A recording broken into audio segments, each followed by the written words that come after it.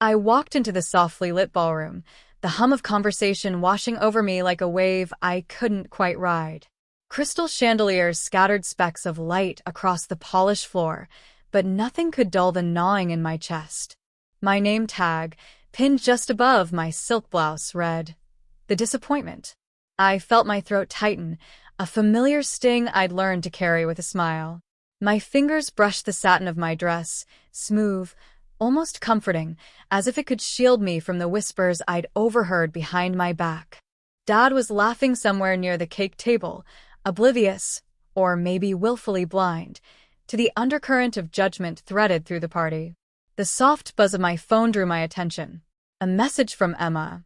"Remember why you're here. Don't let them win." I swallowed hard, the weight of years pressing down like the heavy folds of my dress. Every party, every holiday, every milestone had carried the same silent verdict. I wasn't enough. And yet, beneath the hurt, there was a quiet, fierce pride. They didn't know what I'd built, what I'd become. The irony of the name tag wasn't lost on me.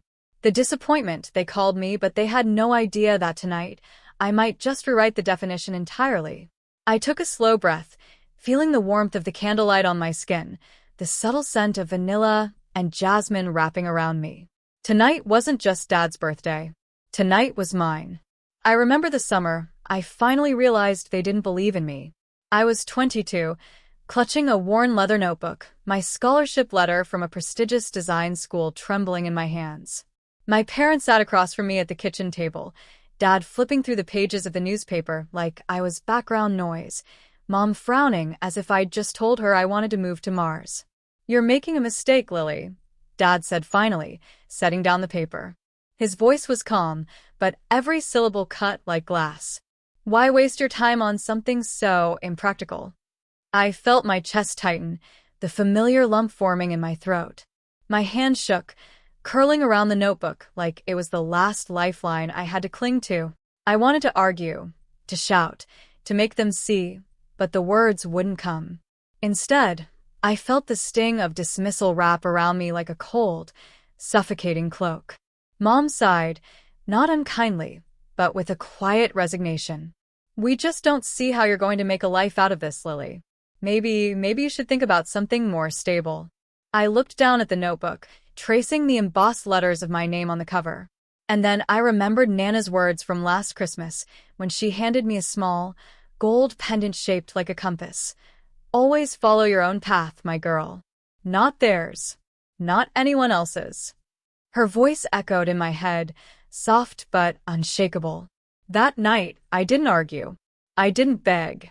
I packed the little money I had, stuffed my notebook and dreams into a battered backpack, and left. I left the doubt, the whispers, the suffocating weight of expectation behind me.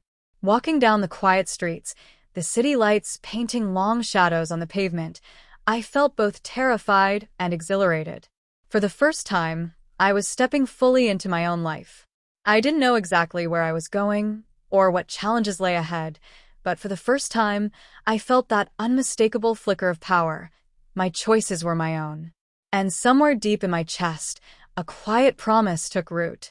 One day, they'd see me, not the version they thought I was, but the woman I was meant to become. Leaving home had been terrifying, but nothing prepared me for the real world. My first apartment was a cramped studio with peeling paint and a faucet that refused to stop dripping. I spent nights hunched over my sketchbooks and laptop, teaching myself design software from outdated tutorials, sipping cold coffee long past midnight.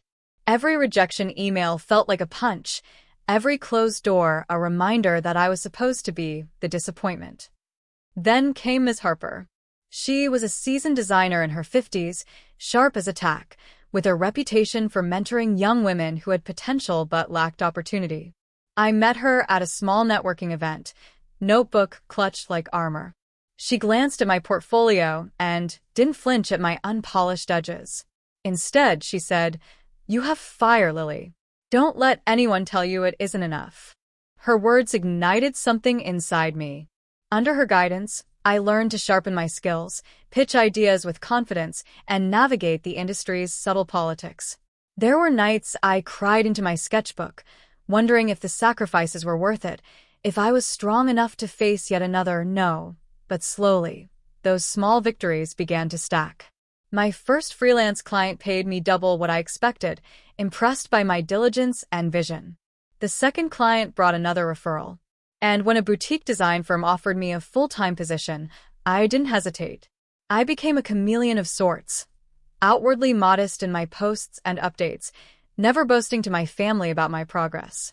They believed I was struggling, maybe even floundering, but secretly, I was building a life they couldn't even imagine. I decorated my apartment with small touches that reminded me I was moving forward. A bold painting I saved for months to buy, a tiny succulent that stubbornly thrived against all odds, a framed quote from Nana. Forge your path, and let the world catch up. The work wasn't easy. I stayed late nights learning coding, marketing, client relations, skills no one had bothered to teach me. There were moments of self-doubt when I questioned whether I was truly ready for the next level, when the old voice of my father whispered that I was still inadequate. But I pressed on, each small win a quiet rebellion, a reminder that I was more than their expectations. By the time I signed the lease on my first office space, a modest loft downtown, flooded with light and potential, I realized something profound. I had transformed their dismissal into fuel. Every "you'll never make it" had become a brick in the foundation of my independence. And while they thought I was floundering somewhere out there, I was quietly building an empire, one small victory at a time. The party had reached its peak. Laughter bounced off the crystal chandeliers, the scent of vanilla candles mingling with the soft hum of music. Glasses clinked, small conversations overlapped, and Dad was, as usual, center stage, regaling anyone who would listen with stories of his successful children. My name tag, the disappointment, glared back at me from my silk blouse, a silent provocation. I let them enjoy the illusion a little longer. My heels clicked softly against the polished floor as I approached the makeshift stage where a microphone waited. Conversations lulled as people noticed me moving with a quiet confidence, shoulders back, head held high. I could feel their eyes on me, some curious, some skeptical, some pitying. I took a deep breath, savoring the moment, the warmth of candlelight on my skin, the faint aroma of coffee lingering from the catering table. Then, with a soft smile, I took the mic.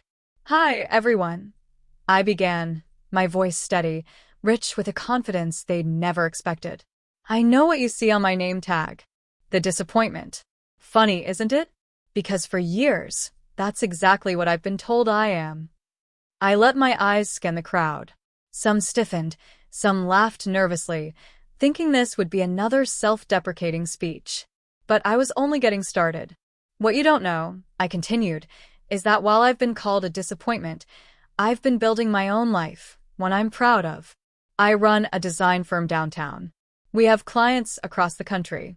My team, which I hired and mentor myself, just completed a project that was featured in Architectural Digest.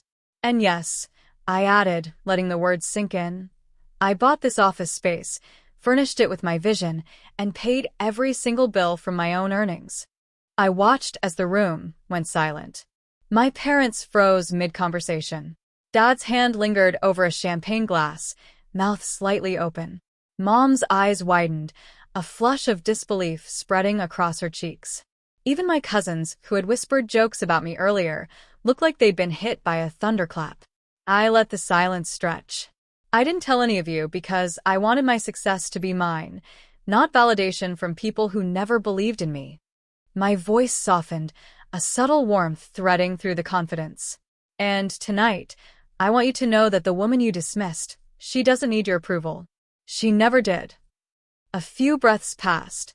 I saw Dad's jaw tighten, Mom blinking rapidly, caught between pride, guilt, and shock. "But," I added, tilting my head slightly, letting a trace of a smile soften the edge, "I'm not here to make anyone feel small. I'm here to show that sometimes the people you underestimate can surprise you most of all." A ripple of stunned silence turned into tentative applause. Eyes darted around, realizing that this was no performance of humility. This was the revelation of the woman I had become. The room, once filled with casual mockery and judgment, now held a palpable awe, tinged with shame and wonder. I stepped down from the stage, letting the moment linger. The truth was out. My hidden life, my victories, my independence, all laid bare. And I felt, for the first time, a freedom that no words of dismissal or labels could ever take away. The applause had faded, leaving a quiet tension in the air. I lowered the microphone and looked around the room, meeting each of their eyes, not with anger, but with clarity. The woman they thought they knew, the disappointment, was standing in full light, and she wasn't backing down. "Let's get something straight," I began, voice calm but unyielding. "I am proud of my life, my choices, and the woman I've become. That means I won't let old patterns dictate my relationships with any of you anymore." Dad's lips pressed into a thin line. Mom's hands fidgeted with her napkin. I gave a soft, steadying smile, then continued. "I want to help those of you who are willing to grow, but it comes with conditions. First, to Dad, respect and acknowledgement. I will no longer tolerate dismissive comments or judgment disguised as advice. If you want to be part of my life, you will meet me as an equal, not as someone to belittle. To Mom, support without control. I need honesty and encouragement, not subtle guilt trips. If we're going to have a relationship, it must be built on mutual respect, not obligation." To my younger brother, who had always tried to emulate me while competing for approval, own your choices. Stop comparing yourself to anyone else. Follow your path, not the shadow of others. I'll support you, but I won't enable excuses. To my cousins and extended family, leave the gossip behind. If you want a seat at my table, leave the mockery and judgment outside.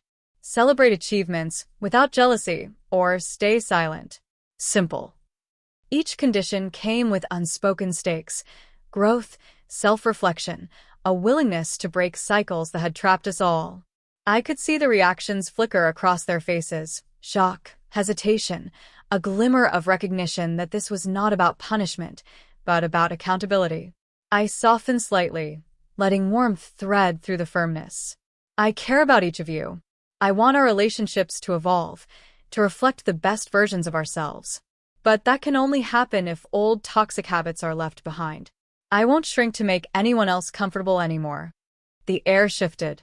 For the first time, I felt a tangible change, not in them, yet, but in myself. Power wasn't about wealth or success. It was about boundaries, clarity, and knowing my worth.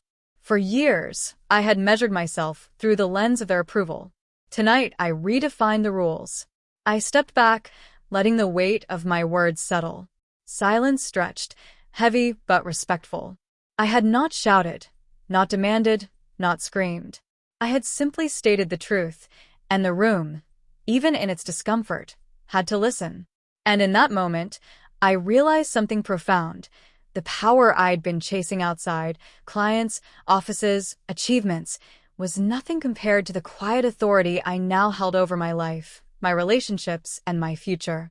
Weeks passed after the party, but the echoes of that night lingered in ways I hadn't expected. My family slowly, tentatively began to shift.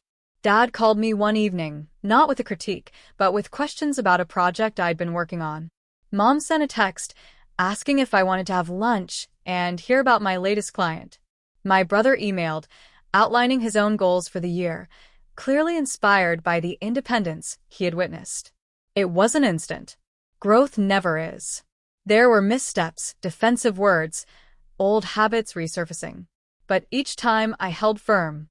Boundaries, once invisible, had been drawn with clarity and care. They weren't walls. They were guidelines for respect, for healthy engagement, for relationships that could actually thrive.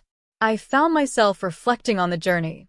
The years of being underestimated, the nights spent alone with my sketches and dreams, the sting of dismissal. And I realized that every painful moment had forged resilience, every doubt had built courage, and every "you can't" had pushed me to say, "Watch me." I touched the pendant around my neck, the tiny gold compass Nana had given me years ago. It had guided me then, a quiet reminder to trust myself, and it guided me now, as a symbol of everything I had endured and achieved. I smiled, feeling the weight of its meaning settle warmly against my chest. Success had never been about proving them wrong. It had been about proving to myself that I was worthy of my dreams, that my life could be built on my terms, and that I could face the world without fear of judgment. And now, watching the small but meaningful changes in those I loved, I felt a quiet satisfaction. They were beginning to see me, not as the disappointment they once labeled, but as the woman I had always been capable of becoming. I looked out the window of my office that evening, city lights twinkling like scattered stars, and breathed deeply. I had arrived, not just in the world, but in my own life. I had taken the mic, told my story, and claimed my space. And in that still, quiet moment, I whispered to myself, I am not their disappointment. I am my own compass, my own power, my own victory.